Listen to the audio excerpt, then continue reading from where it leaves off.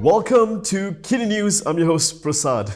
Just last night, Fahmi Reza posted a message on social media about how those who can accept satire against others should also be able to accept satire aimed at themselves.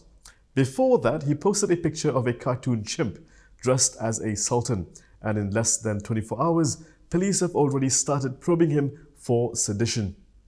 Graphic artist Fahmi Reza has once again been called by the police to give his statement. This is in connection to his drawing of cartoon character Mojo Jojo, dressed in attire and headgear akin to a Malay ruler. Chimpanzee Mojo Jojo is the main antagonist of the cartoon show, the Powerpuff Girls.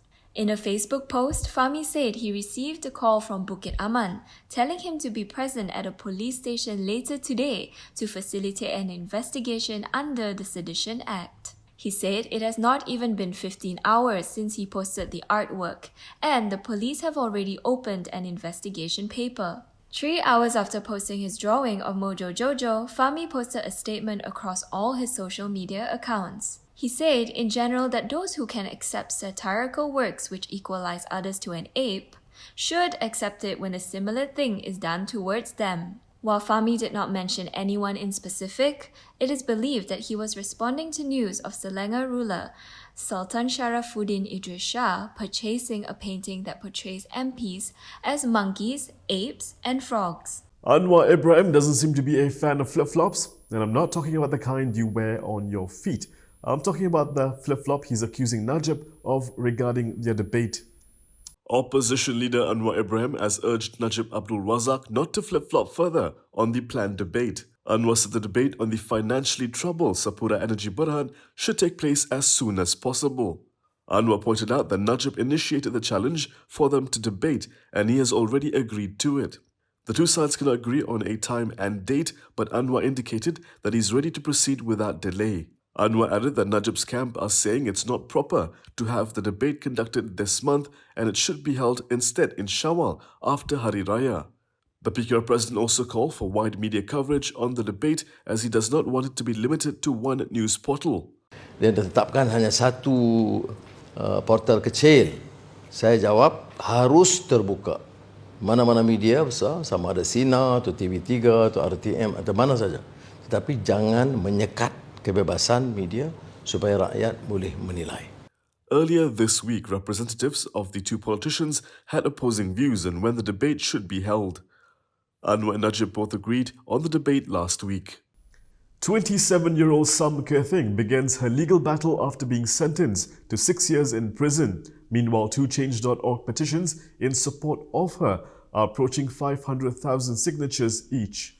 Ke Ting is looking to set aside her conviction as well as a 6-year prison sentence and a 6,000 ringgit fine for apparent reckless driving that caused the deaths of 18 cyclists at 3 a.m. in 2017. As his case initially originated at the Magistrates' Court instead of the Sessions Court, she first had to obtain leave from the Court of Appeal before proceeding with her appeal.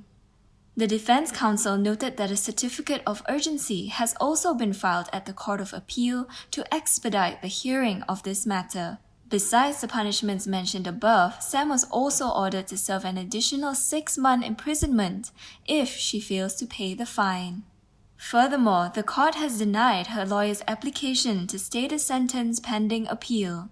Earlier yesterday, and while serving her sentence, Abu Bakar Qatar, the High Court judge, said that Sam's dangerous driving had resulted in the loss of 8 lives, but in her defense, she said that she had not seen the group of cyclists. Moreover, there was another vehicle that hit the victims and sped away. This version was never raised by the respondent during the prosecution case.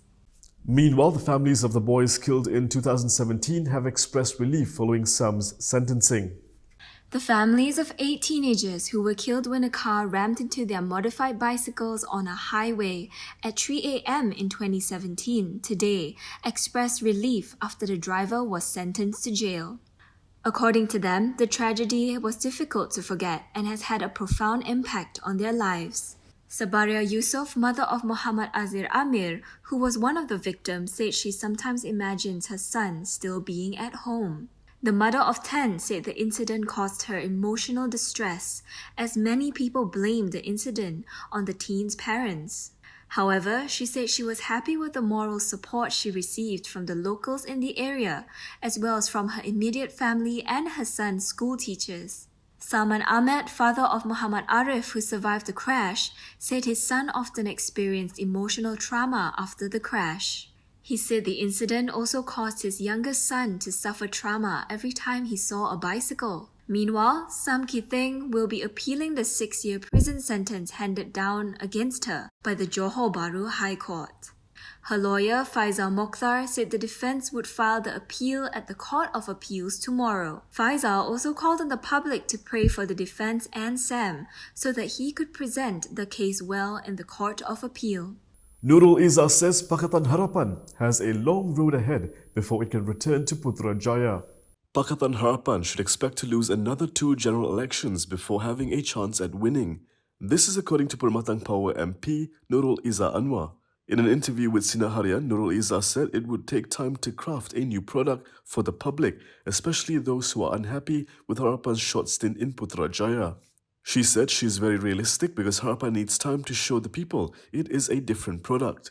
She explained this is because voters, including herself, are still traumatized with what had happened during Harapan's 22-month administration. Nurul Izzah predicted Harapan to suffer losses during the next general election, but so too will UMNO. The key to this were fence-sitters who she believed did not turn up to vote during the Malacca and Johor state elections recently. UMNO and its BN coalition won both elections handsomely. If you've checked flights to return to Sabah and Sarawak during the festive season, you'll be surprised how much you're going to need to fork out for an economy one-way ticket, and Bung Mokhtar is not happy either. Sabah Deputy Chief Minister Bung Mokhtar Radin has described the move by local airlines to increase flight fares, especially to Sabah and Sarawak during the festive season, as daylight robbery. He said in a few weeks, Muslims will be celebrating Hari Raya Aidilfitri, and Sabahans in the peninsula would want to return home.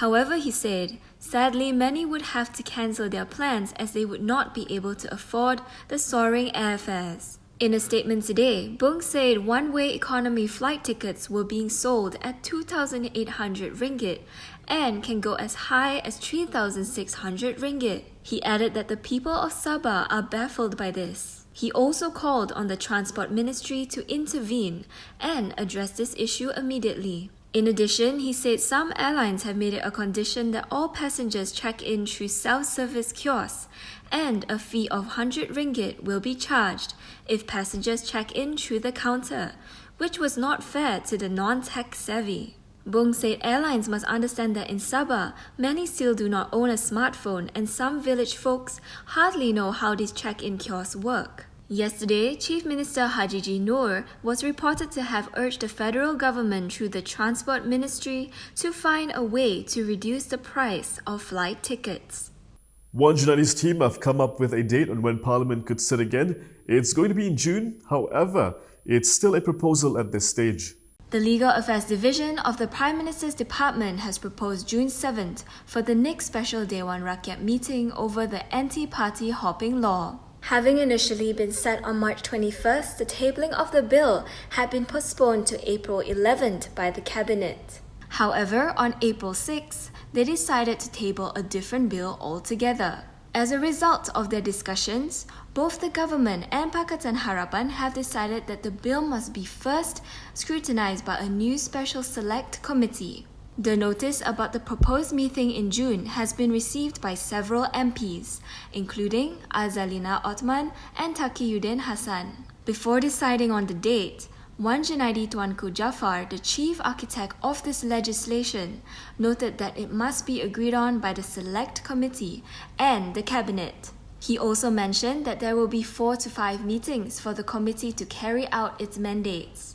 The mandates are to define what it means to restrict MPs from switching parties, to study proposals to abolish Article 46(6) among other articles of the Federal Constitution, and to draft a bill to restrict party switching. And that is all from me today. For more stories, you can go to KiniTV.com. You can also follow us on Instagram, Twitter, YouTube, and Facebook for the latest news updates. If you'd like to support independent media, do consider subscribing to Malaysiakini.com. I'm Prasad. Thank you for watching.